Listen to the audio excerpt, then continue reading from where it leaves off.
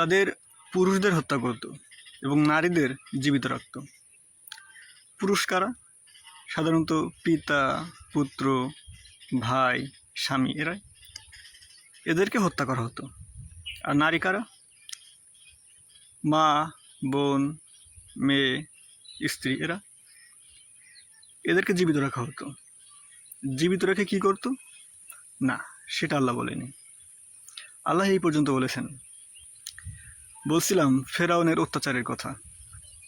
ফেরাউন এইভাবে অত্যাচার করত, মানে তার অত্যাচারের মাত্রাটা এই লেভেলের ছিল যে ভাই, পিতা, পুত্র এদেরকে হত্যা করা হবে, কিন্তু তুমি কিছু বলতে পারবে না, কারণ তুমি কিছু বললে তোমাকে টুট টুট টুট করে দেওয়া হবে।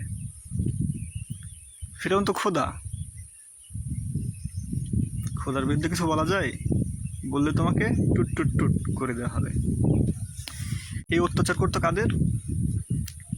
অত্যাচার করতো ইয়াকুব আলাইহিস সালামের বংশধরদের উপরে। ইয়াকুব আলাইহিস সালামের আরেকটি নাম হচ্ছে ইসরাইল।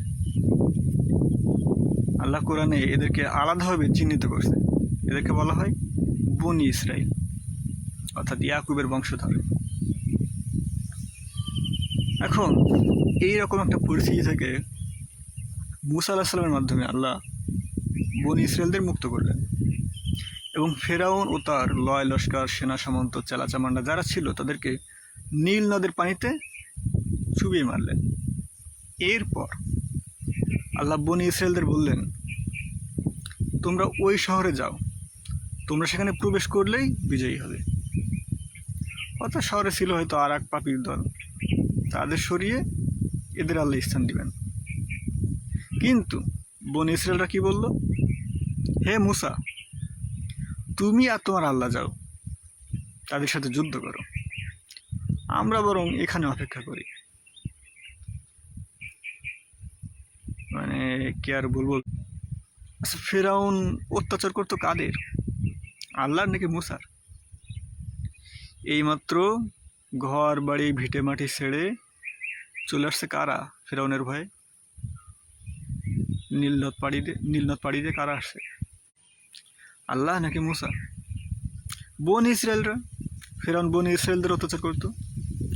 সেই বনি ইসরায়েলরা বলছে মুসা আর আল্লাহ যে যুদ্ধ করো, আমরা এখানে অপেক্ষা করি।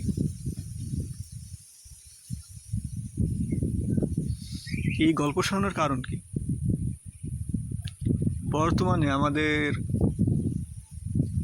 মুসলমানই বলি, আমাদের মুসলিমদের ভেতরে এই স্বভাবটা ব্যাপকভাবে কিন্তু লক্ষ্য করা যায়, খুব মেলে। যাই হয়ে যায়, আল্লাহ বিচার করবে, আল্লাহ দেখতেছে। আমি কি করছি? আমার দায়িত্বটা কি? খাওয়া আর গান গাওয়া?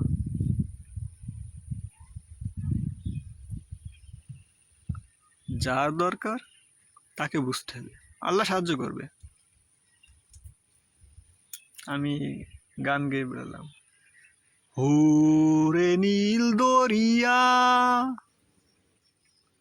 আমায় দে রে দে ছাড়িয়া, আর আল্লাহ বিচার করবে।